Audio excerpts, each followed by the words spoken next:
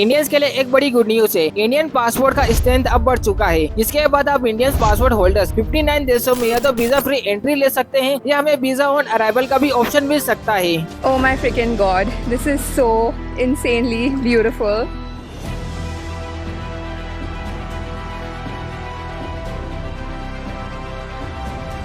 India से total 80 flights चालू होने वाली है इंडिया और रशिया के बीच में, जिसकी वजह से कनेक्टिविटी बहुत पहले से भी ज्यादा स्ट्रांग होगा।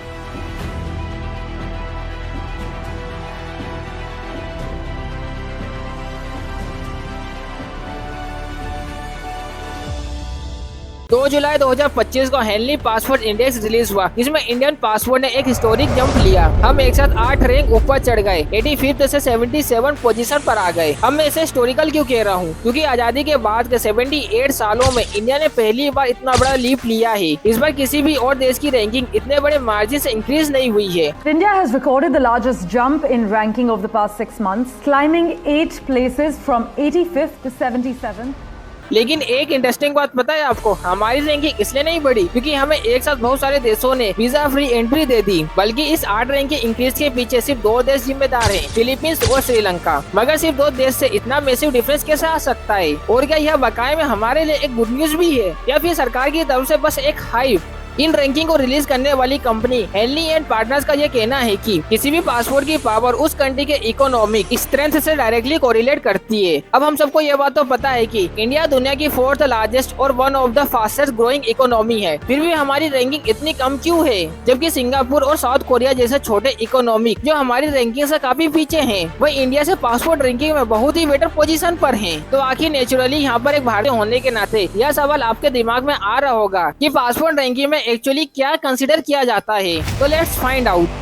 सबसे पहले तो फिलहाल इंडिया का पासपोर्ट रैंकिंग इंक्रीज होने के पीछे सिर्फ 2 देश ही जिम्मेदार नहीं है। इसका एक बड़ा रीजन है रिलेटिव गेन, मतलब हमसे ऊपर रैंकिंग करने वाले कुछ देशों की परफॉर्मेंस या तो स्टेबल रही है या उनकी रैंकिंग हमसे ज्यादा गिरी है। अब यह जब इंडिया की इंटरनल पॉलिसी से ज्यादा दुनिया के बदलते हुए ग्लोबल मोबिलिटी पार्टनर्स का नतीजा है। यानी कि एक तरफ जहाँ पर इंडिया, चाइना और सऊदी अरेबिया जैसे देश अपने पासपोर्ट की स्ट्रेंथ को बढ़ा रहे हैं, वहीं पर दूसरी तरफ यूएसए और यूके जैसे ट्रेडिशनल पावर हाउसेस अपने इमिग्रेशन पॉलिसी एवरी ईयर और ज्यादा स्ट्रॉन्ग कर रहे हैं, जिस वजह से उनकी ग्लोबल पासपोर्ट रैंकिंग गिरती जा रही है। अभी सोचो 2014 में यूएसए और यूके दोनों फर्स्ट रैंक पर थे, मगर आज 2025 में यूएसए गिरकर 10th रैंक पर आ चुका है और यूके 6th रैंक पर। अब इसका मतलब ये नहीं है कि यहाँ पर किसी को जाना नहीं है, इसका मतलब ये है कि ये लोगों को ले नहीं रहे हैं। सो एक पर्सपेक्टिव तो हमने देख लिया। अब चलो समझते हैं कि इकोनॉमिक, जियोपॉलिटिकल इन्फ्लुएंस और इमिग्रेशन पॉलिसी एग्जैक्टली कैसे एक देश के पासपोर्ट रैंकिंग को इफेक्ट करती है। सो देखा जाए ना तो दुनिया में कई ऐसी एजेंसी है जो पासपोर्ट पावर को रैंक करती है, लेकिन उन सभी में से एक है हेनली एंड पार्टनर्स नाम की यूके बेस्ड कंपनी, जिसे ज्यादा रिलायबल माना जाता है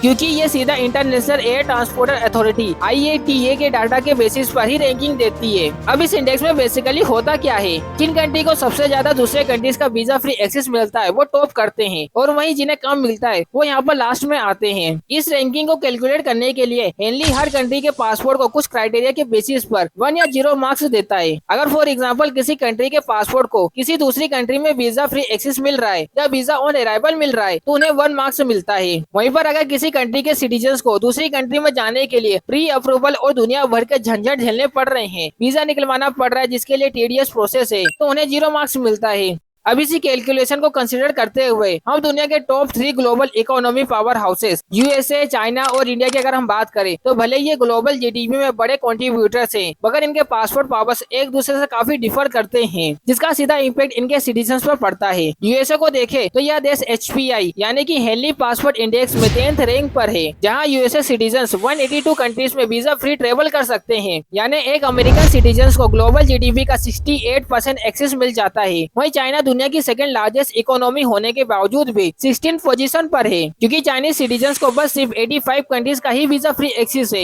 यानी वो सिर्फ 26% ग्लोबल जीडीपी होल्ड करते हैं। और अब यहीं पर 4th लार्जेस्ट इकोनॉमी होने के बावजूद भी इंडिया को अगर हम देखें तो HPI की रैंकिंग में 77 पोजीशन पर हम आते हैं, और हम इंडियन सिटीजन्स को सिर्फ 59 कंट्रीज का ही वीजा फ्री एक्सेस मिलता है। अब ये 59 कंट्रीज भले ही आपको काफी बड़ा नंबर लग रहा होगा, बट अगर हम उन कंट्रीज के ग्लोबल जीडीपी शेयर को देखें ना तो वो सिर्फ 6.7 ही ही होल्ड करते हैं, जिसमें से खुद इंडिया का ही शेयर 3.68% है। यह इसलिए क्योंकि जिन कंट्री में इंडिया को वीजा फ्री एक्सेस मिलता है वो इकोनॉमिकली काफी लेस सिग्निफिकेंट कंट्री है। यानी ऑल इन ऑल जितना स्ट्रॉन्ग किसी कंट्री का पासपोर्ट होगा उतना उनके सिटीजन को ग्लोबल जीडीपी का एक्सपोजर मिलेगा। बट इसके अलावा मेजर रीजन यह भी है, एक देश का टोटल जीडीपी नहीं बल्कि पर कैपिटल इनकम, सिक्योरिटी सिस्टम पर ट्रस्ट और बेहतर बायलैटरल रिलेशनशिप पर भी एक पासपोर्ट की स्ट्रेंथ कैलकुलेट होती है। और इसीलिए India still has a very long way to go on going the global economy.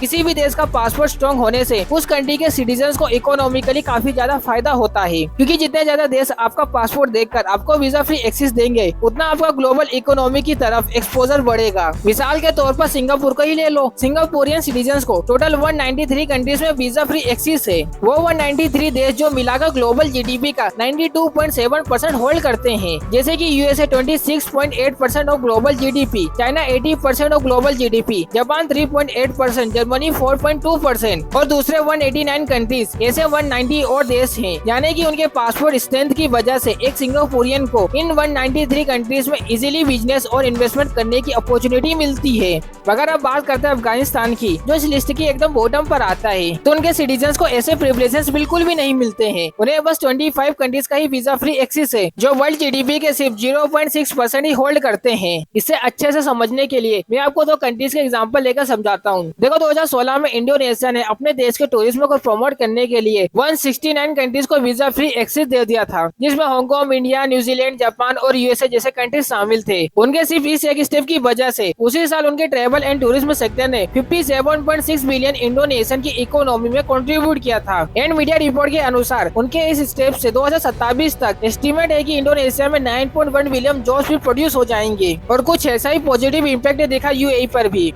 उन्होंने भी 2013 से 160 कंट्रीज को वीजा फ्री एक्सेस दे दिया, जिसका सीधा इम्पैक्ट पड़ा उनके टूरिज्म एंड होटल इंडस्ट्री पर। उस पीरियड के सिर्फ 6 साल के अंदर ही अंदर वहाँ का टूरिज्म इन्फ्लुएंस इतना बढ़ गया, 50,000 से ज्यादा नए होटल्स रूम की जरूरत पड़ने लगी। और इन सभी का डायरेक्ट इम्पैक्ट पड़ा उनकी एचपीआई रैंकिंग पर, जो 2013 में यूएई का 56 रैंक था, आज वही 12th रैंक पर पहुँच चुका है। Now having understood this advantages, let's understand जिस नेशन के पास बिग पासपोर्ट है लाइक इंडिया, हमारे लिए इसके क्या डिसएडवांटेजेस हो सकते हैं। So the most problem is local economy में पड़ने वाला बर्डन। तो देखो इंडिया के कॉन्टेक्स्ट में अगर मैं बात करूं तो 2022 में ये 8 कंट्रीज ऐसी थी जिसमें इंडियन सिटीजन सबसे ज्यादा गए। और इन 8 कंट्री में से सिर्फ एक ही कंट्री ऐसी है जिसमें इंडियंस को वीजा फ्री ट्रेवल करने का एक्सेस है। अब इनमें से सिर्फ यूएई को ही कंसिडर करें तो यहाँ पर सिर्फ 2022 में 12 लाख से ज्यादा इंडियंस ने ट्रेवल किया है। और क्योंकि यूएई इंडिया को वीजा फ्री एक्सेस नहीं देता है, अब इंडिया को वहाँ पर जाने के लिए वीजा निकलवाना पड़ता है, जिसकी फीस है 6,000 से 7,000 रूपए। अभी देखने में तो आपको बहुत ही मिनिमल लगता होगा, बट अगर 12 लाख से ज्यादा लोग इसे भर रहे हैं तो इसकी टोटल वैल्यू हो जाती है 720 करोड़, जिससे कम तो हमारे चंद्रयान 3 का बजट था 600 करोड़ रुपए।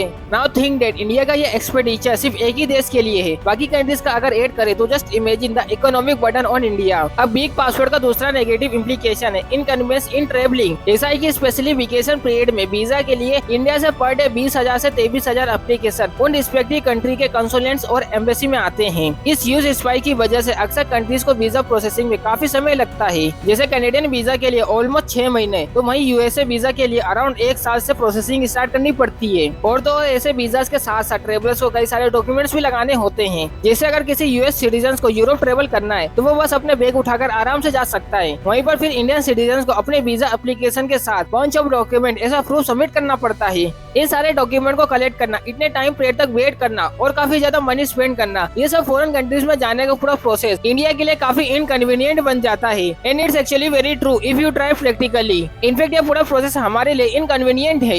इसी वजह से आज दुनिया की मोस्ट पॉपुलस कंट्री होने के बावजूद भी सिर्फ 7.2% इंडियंस के पास ही पासपोर्ट है। वहीं फॉर कंपैरिजन जापान को अगर हम देखें, वहाँ number of passport enable decline होने के बावजूद भी आज 70% जापानीज पासपोर्ट होल्ड करते हैं। नाउ ऑफकोर्स ये सब देखकर हमें बस एक ही सवाल आता है, इंडिया का रैंक आखिर इतना पीछे क्यों है। तो देखो इस रैंकिंग में किसी भी कंट्रीज की रैंकिंग को इन्फ्लुएंस करने वाले 3 मेजर फैक्टर्स होते हैं, उसकी इकोनॉमी, स्टेबिलिटी और रेसिप्रोसिटी। सबसे पहले हम उस देश की इकोनॉमी के बारे में बात करें तो आज भले इंडिया दुनिया की one of the fastest growing economy है, लेकिन हमारी ये इकोनॉमिक कैपेबिलिटी पासपोर्ट स्ट्रेंथ पर तब व्यक्त करेगी जब हमारी पर कैपिटल इनकम बेहतर होगी। अब आप साउथ कोरिया और फिनलैंड को ले लो, इन दोनों कंट्रीज की इकोनॉमी इंडिया के कंपैरिजन काफी कम है, लेकिन इनकी पर कैपिटल इनकम इंडिया से कई गुना ज्यादा है, जो उनके पासपोर्ट पावर रैंकिंग्स में भी रिफ्लेक्ट होता है। दूसरा फैक्टर आ जाता है स्टेबिलिटी और कंट्री के सिक्योरिटी कंसर्न। अगर कोई भी कंट्री स्टेबल नहीं है और वहाँ पर किसी भी टूरिस्ट की सिक्योरिटी को लेकर काफी सारे कंसर्न हैं, तो जाहिर सी बात है ये डायरेक्टली उस कंट्री के पासपोर्ट पावर को इफेक्ट करेगा। और इसी कॉन्टेक्स्ट में अगर हम इंडिया की बात करें तो फ्रेजिलिटी रिपोर्ट जो किसी भी कंट्रीज के इंटरनल इनस्टेबिलिटी को मेजर करती है, उसमें इंडिया कोई अच्छी पोजीशन पर भी नहीं है। इनफैक्ट 2021 में तो इंडिया यूक्रेन से भी नीचे था। मगर इनस्टेबिलिटी सिर्फ इंटरनली ही मैटर नहीं करती है, जो टूरिस्ट अब्रॉड जाते हैं उनके भी एक्शन ओवरऑल इस रैंकिंग को अफेक्ट करते हैं। एंड अनफॉर्चुनेटली इंडिया का यहाँ पर भी स्टेटस काफी पुअर है। फॉर एग्जाम्पल सर्बिया ने इंडिया को वीजा फ्री एक्सेस दिया हुआ था, उसका कुछ इंडियंस ने मिसयूज करके EU में इलीगल घुसने की कोशिश की और वहाँ पर आज भी कुछ रेफ्यूजीज कैंप है जहाँ वो इंडियंस रह रहे हैं जो EU बॉर्डर में इलीगली क्रॉस करते हुए पकड़े गए। और इसी वजह से सर्बिया ने इमीडिएटली इंडिया को मिलने वाला यह वीजा फ्री एक्सेस ही कैंसिल कर दिया। Now the third major factor is reciprocity, यानी कि दो कंट्रीज के बीच में ऐसे म्यूचुअल एग्रीमेंट जहाँ दोनों एक दूसरे को वीजा फ्री एक्सेस देते हैं। मगर इंडिया के केस में यह कुछ ऐसा है कि हम सिर्फ 4 देशों को ही वीजा फ्री एक्सेस देते हैं। इस वजह से यह जाहिर सी बात है कि बाकी कंट्री भी इंडियन सिटीजन्स को वीजा फ्री एक्सेस देते समय काफी सोचेगी, क्योंकि यह वीजा फ्री एक्सेस ना म्यूचुअली गिव एंड टेक में चलता है। फॉर एग्जाम्पल ब्राजील और जापान का ही केस ले लो। 2019 में ब्राजील ने अपने डिक्लाइन टूरिज्म को बचाने के लिए जापान और बाकी कंट्रीज को ट्रेवलर्स को वीजा फ्री एक्सेस देने का तय किया और साथ ही यह भी कहा कि वो यह रिलैक्सेशन तभी एक्सटेंड करेंगे जब जापान खुद भी ब्राजीलियन ट्रेवल के लिए ऐसा करता है। उनके इसी सजेशन को फिर जापान ने भी माना और 30 सितंबर 2023 से दोनों कंट्री ने एक दूसरे को वीजा फ्री एक्सेस देना शुरू कर दिया। कुछ ऐसा ही किया था इंडिया ने भी जब हम 1947 में न्यूली इंडिपेंडेंट कंट्री बने थे। इंडिपेंडेंट होने के पहले तक इंडियंस ब्रिटिश के द इंडियन पासपोर्ट एक्ट 1920 के थ्रू ऑपरेट करते थे, जिसके अंडर आप आइदर एक ब्रिटिश सब्जेक्ट हो या फिर एक इंडियन। और इंडिपेंडेंट होते ही इंडिया ने इस कंट्रोल को अपने अंडर ले लिया। उन्होंने सबसे पहले पाकिस्तान के साथ मिलकर एक joint India Pakistan passport issue किया, जो माइग्रेंट्स को यह फैसिलिटी देता था कि वो बॉर्डर क्रॉस करके अपने रिलेटिव्स को मिलने जा सके। मगर सिक्योरिटी कंसर्न के कारण 1952 में इस लॉ को और स्ट्रिक्ट बना दिया गया, जहां सिर्फ कोड अनकोड और रिस्पेक्टेबल पीपल को ही पासपोर्ट ग्रांट किए जाते थे, यानी कि मार्जिनलाइज्ड कम्युनिटी के लोग और इवन ऐसे पॉलिटिकल पार्टीज जो गवर्नमेंट के हिसाब से सो कॉल्ड अनडिजायरेबल हैं, उन्हें भी यह पासपोर्ट डिनाई किए जाते थे। इनफैक्ट फॉर पासपोर्ट एक लेजिट लिटरेसी टेस्ट भी आपको देनी पड़ती थी, जहाँ आपकी इंग्लिश लैंग्वेज को स्क्रूटिनाइज किया जाता था। लेकिन 1967 में सुप्रीम कोर्ट ने यह लैंडमार्क डिसीजन लिया कि किसी भी सिटीजन के पासपोर्ट होल्ड करने के राइट को गवर्नमेंट छीन नहीं सकती, क्योंकि वो हर एक सिटीजन का फंडामेंटल राइट है। और तभी से इंडियन पासपोर्ट हर सिटीजन के लिए अवेलेबल हो गया। अब इसी दौरान पासपोर्ट लॉज में कई ऐसे चेंजेस हुए, जिस वजह से हमें आज अलग अलग टाइप के पासपोर्ट और वीजा नजर आते हैं, जिनके ड्यूरेशन भी अलग अलग होते हैं। जैसे for example student visa, business visa, spousal visa और सबसे common tourist visa. So overall friend, एक पासपोर्ट जिसे हम सिर्फ एक ट्रेवल डॉक्यूमेंट समझते हैं, वो हमारी कंट्री का एक स्टेटस कार्ड से कम नहीं है। और इसीलिए मुझे ऐसा बिल्कुल लगता है कि इंडियन गवर्नमेंट को हमारे पासपोर्ट के स्ट्रेंथ को बढ़ाने के लिए कुछ मेजर एक्शन लेने ही होंगे, जिसके लिए वो चाहे तो ऐसी कंट्री से इंस्पिरेशन भी ले सकते हैं जिन्होंने लास्ट डिकेड में ही अपने पासपोर्ट के स्ट्रेंथ को बढ़ाने के लिए लिटरली एक टास्क फोर्स स्टेबलाइज किया था। और मैं बात कर रहा हूँ हमारे पड़ोसी देश UAE की, जिन्होंने एक special UAE passport force initiative को भी लॉन्च किया, जिसका मकसद सिर्फ एक था, UAE पासपोर्ट को टॉप 5 पर लेकर आना। और इसीलिए अगर हम इंडिया की बात करें तो इंडियन गवर्नमेंट भी कुछ मेजर इनिशिएटिव भी ले सकती है। सबसे पहले प्रोडक्टिव इकोनॉमिक डिप्लोमेसी। इंडिया को अपनी ग्रोइंग इकोनॉमिक स्ट्रेंथ को लेवरेज करना होगा एज अ बार्गेनिंग टूल, जिसमें फ्री ट्रेड एग्रीमेंट एक बड़ा रोल प्ले कर सकते हैं। For example the recent India UK FTA can be a real game changer, क्योंकि इसके तहत इंडियन प्रोफेशनलाइज जैसे architecture, engineer, chefs, yoga instructor हर कोई इजीली UK ट्रेवल कर सकता है फॉर वर्क। ऐसे एग्रीमेंट इंडियन मार्केट को इन्वेस्टमेंट के लिए प्रोटेक्टेबल बना देता है टू बूस्टिंग इकोनॉमिक टाई, जो वीजा वेवर्स के लिए एक स्ट्रॉन्ग केस बिल्ड करता है। और इसीलिए इंडिया को ऐसे FTA डील्स एग्रेसिवली और कंट्री के साथ भी परस्यू करने होंगे। अब ऑफकोर्स इसके साथ हमें इंडिया की पर कैपिटल इनकम जो है उसको भी इंक्रीज करना होगा, जो कि होगी इसकी डेवलपमेंट के साथ। दूसरी बात, ग्लोबल ट्रस्ट के लिए security is non negotiable. Afghan government ने पासपोर्ट सेवा प्रोग्राम 2.0 के अंडर ई पासपोर्ट का नेशनल वाइड रोल आउट तो कर दिया है। यह कोई नॉर्मल पासपोर्ट नहीं है, इसमें एम्बेडेड RFID चिप होती है, जिसमें बायोमेट्रिक डाटा जैसे फोटोज और फिंगरप्रिंट सिक्योरली स्टोर होते हैं। और इसकी सिक्योरिटी पब्लिक की इंफ्रास्ट्रक्चर से होती है, जैसे फ्रॉड करना ऑलमोस्ट इम्पॉसिबल बनाता है। तो इसका सीधा मतलब है एयरपोर्ट्स पर first immigration and zero frauds. Number 3, smart migration management. Government को दूसरे देशों को यह साफ दिखाना होगा कि इंडिया लीगल माइग्रेशन को सपोर्ट करता है और इलीगल माइग्रेशन के सख्त खिलाफ है। We want Indian talent and Indian skills to have the maximum opportunity at the global level. At the same time, we are also very firmly opposed to illegal mobility and illegal migration. इसका मतलब ये है कि donkey flight जैसे network पर zero tolerance दिखाना। अब आपको ये बात तो पता ही है, इंडियंस की एक बहुत ही बड़ी प्रॉब्लम है। फॉरेन कंट्रीज में कई लोग खुद भी इलीगली सेटल होते हैं और अपनी फैमिलीज को भी सेटल करते हैं।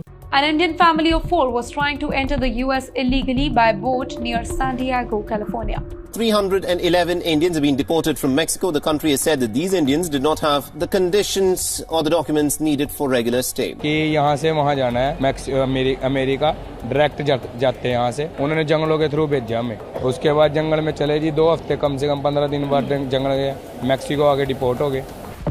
तो जब गवर्नमेंट ये इंश्योर करेगी कि हमारे सिटीजन लॉ नहीं तोड़ेंगे तभी तो दूसरे देश इंडिया पर भरोसा करेंगे वरना दूसरे देश तो टूरिस्ट और वर्क वीजा देने से पहले भी 100 बार सोचेंगे। In 2024, Indians lost 664 crore rupees in visa rejections. वो जाहिर सी बात है सरकार अकेले ये सब नहीं कर सकती। असली चेंज तो सबसे पहले हम इंडियंस के माइंडसेट में आना चाहिए। देश के सिटीजन्स को अपनी रिस्पॉन्सिबिलिटी समझनी होगी। यह समझना है कि जब हम अब्रॉड जाते हैं तो हम सिर्फ एक इंडिविजुअल नहीं बल्कि पूरे इंडिया को रिप्रेजेंट करते हैं और इसीलिए हमें वहाँ के लॉज को रिस्पेक्ट करना होगा।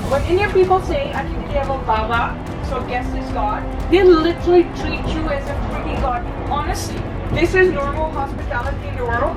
This is Indian hospitality. I feel like there's so much negative news that comes out of India, and there's so much positive that happens here. It's a beautiful country, this.